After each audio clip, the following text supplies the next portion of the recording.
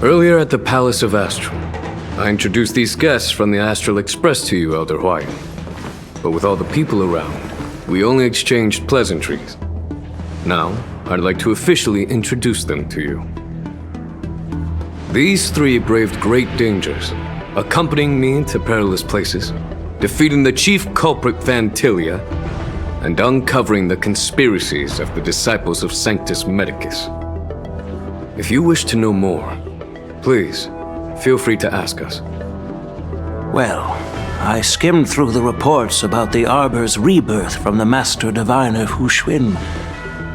She's been summoned to the Yuque for questioning. There are a lot of doubts within the Alliance about this whole situation. But despite all that, I believe in you. Since you joined the ranks, you have repeatedly achieved remarkable feats. After the High Cloud Quintet each went their separate ways, despite the many criticisms within the Alliance, the Marshal still stood firm against the dissenting voices and entrusted the Luofu to you. Over the years, you've served the Alliance with loyalty and wisdom. You've taken down abominations in Thalassa, rescued the Xianzhou Yuque from a siege, and destroyed the demonic planet summoned by the denizens of abundance. I still remember those battles vividly. There are fools who doubt your loyalty.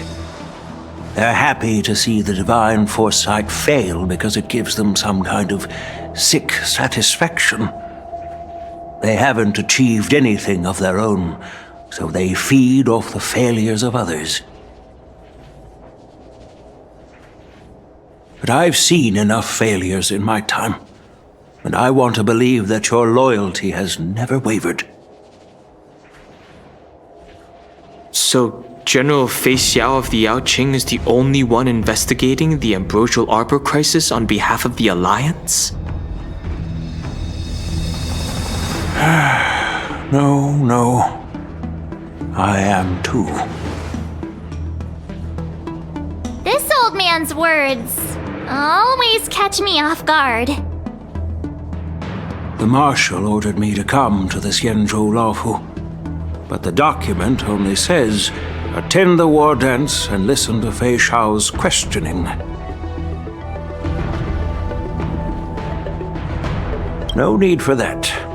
You're all important witnesses. The Marshal is well aware of Jing Yuan's purpose in holding the ceremony and understands the situation he is facing. She mentioned it because she believes both issues are important. Thanks for your kindness and sincerity, Elder Huaiyan. But is it appropriate to tell everyone here about the Marshal's orders? By introducing the Express's witnesses to me alone, aren't you aiming to discern the intentions behind both my actions and Fei Xiao's? And whether there's any discord between us? Well, since I'm being open and honest with you, I encourage you young folk to do the same. As for the Ambrosial Arbor crisis, all I need to do is listen. General Fei Xiao will be the one asking the questions. To be honest, I'm more concerned about the timely start of the war dance. Oh, by the way, I've prepared a gift for the war dance.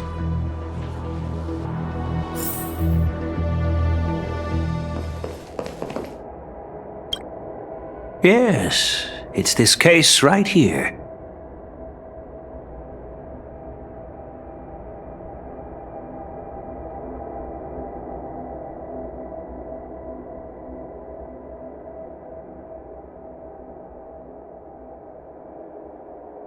There will be numerous contests and celebrations during the war dance, and the main event will be the Ringmaster's Challenge.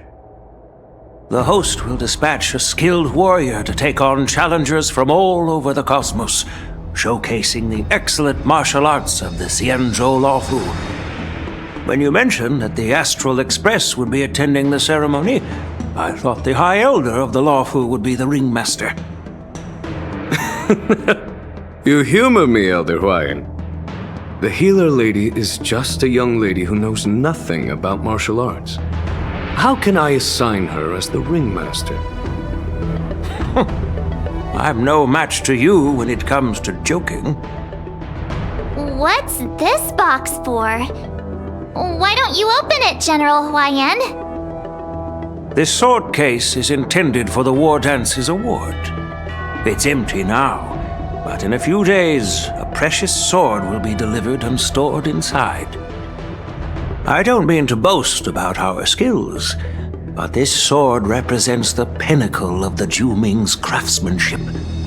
It has a legendary history, full of heroic tales from foreign lands, tales that are too detailed to be summarized in just a few words.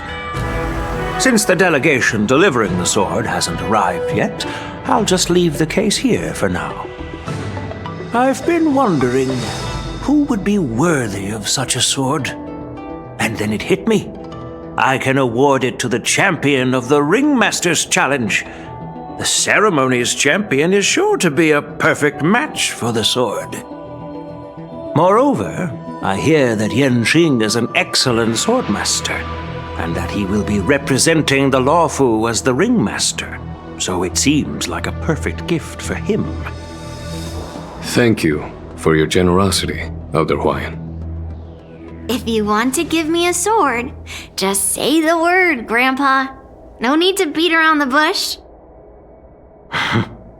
You've got confidence, my girl, but I don't think you can best Yanqing.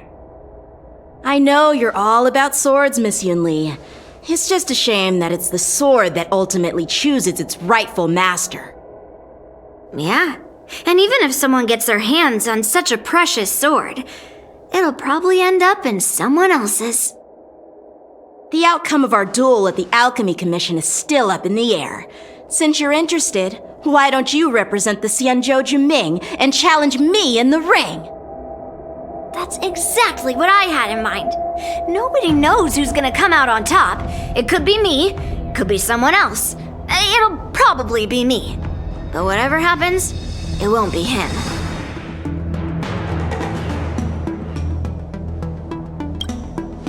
Not to be rude or anything. We've been watching their drama. I'm dying to find out who beats who. Quiet down. We have other guests here.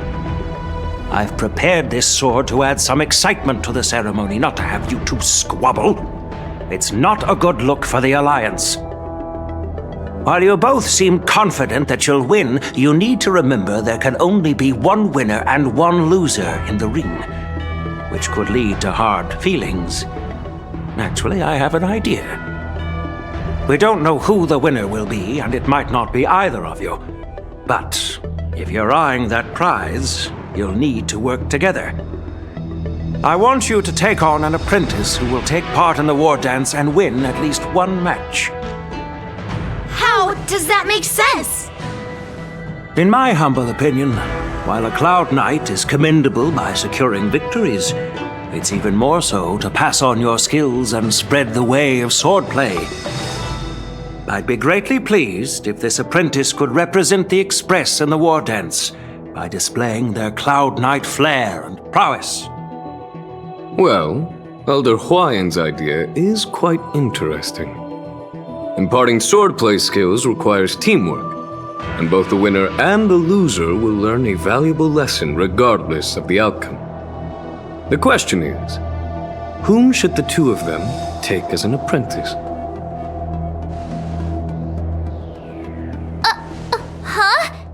Who? Wait, me? I noticed just now that Miss March seemed quite interested in the outcome of your sword fight, so I thought, why not teach her the art of swordplay? Wait, are you serious, General? Why am I being dragged into this all of a sudden? I've never practiced swordplay before. I'm a total newbie. You really think I can learn it? Well, you'll probably realize I have no hope and give up on me. And that'd be so embarrassing. Isn't this a perfect chance for you? I remember you mentioning that you wanted to learn some sword moves. Yeah, I did say that. But this is all happening going so quickly, don't you think? Miss March is like a piece of jade in the rough, just waiting to be shaped. The war dance is the perfect opportunity to see what heights she can reach. I appreciate your kind words, General Huaiyan. But won't teaching me swordplay be a waste of Yanqing and Yunli's time? They should be preparing for the ceremony. Plus, I heard that each swordmaster has their own special moves. What if they let something slip while teaching me? If everyone knows each other's tactics, won't that make it hard to catch people off guard during the war dance? That's considerate of you, March 7th. But don't worry. It'll take you at least a decade of hard training before you can even start learning special moves. No need to freak out. A few Zhuming swordplay tricks will mean you'll be more than equipped. Really? Looks like March's curiosity has been piqued. The whole point is to know each other's moves. Defeating your opponent in just one move? How boring would that be? Plus, what really decides a swordsman's fate isn't some special move. It's the solid fundamentals. So Miss Yunli has already agreed. What do you say, Yanqing? General, I haven't graduated yet.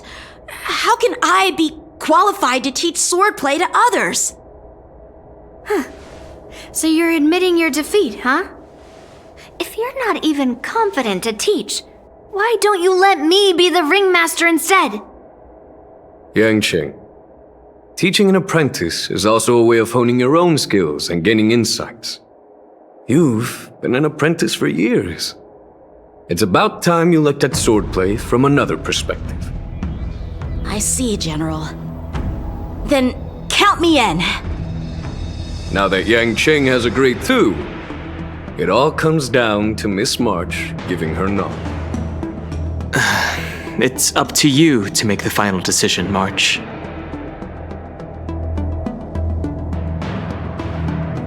Yeah. While I'm smart, learning swordplay sounds like a whole lot of work. It'll be great learning swordplay. That way, I won't have to worry about you accidentally shooting me in the butt all the time. Hey, I've never missed my target. Then I'm on board. Thank you for your kindness, General Huaiyan. Great! Starting tomorrow, Yanqing and Yunli will teach you the basics of the Cloud Knight's swordplay. Yunli and I will head out and purchase some sword practice equipment for Miss March. Think of it as a little initiation gift. You're too kind. Wait, you're giving me a gift? Shouldn't it be the other way around?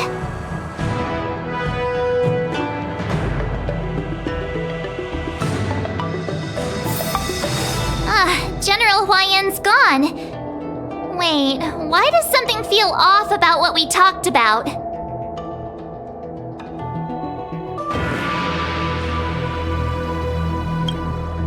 I think we strayed off topic.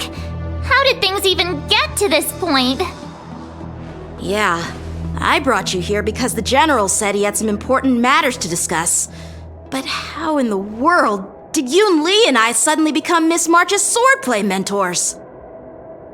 Because General Huaiyan wants us to stick around on the Luofu for some time.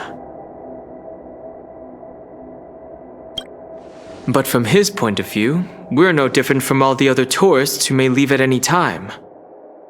Since the crew's actions were mentioned in the Luofu's operations log were given to the Alliance, he probably wants to see firsthand if we're as capable as the report claims, or if we're just some made-up excuse to save face. And he wants to see it for himself during the war dance, which is why he even dragged Yun Li into this. What began as a simple contest between two swordmasters has now evolved into you two collaborating to mentor March. Elder Huaiyan is still that tricky general who likes to give everyone a headache. My apologies. Truth be told, I invited all of you to the ceremony because I wished for you to act as my witnesses. I apologize for not disclosing this information earlier. In the coming weeks, I'll also invite all of you to a meeting with General Fei Xiao, where you may need to answer her questions and clear up any doubts she might have. So please, be prepared for the meeting.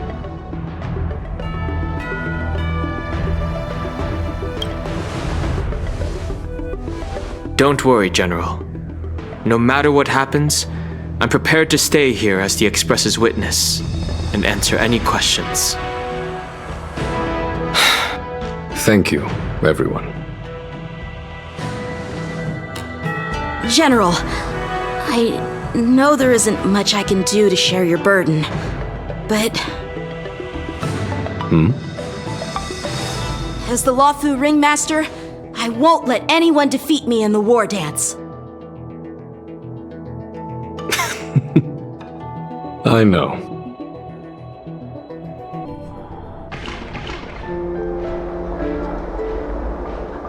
The illustrious Merlin's Claw waiting for me? And for so long, too? It's quite an honor. It's been a while, General Fei Xiao. It's been 30 years since we last saw each other. Right, Yukong?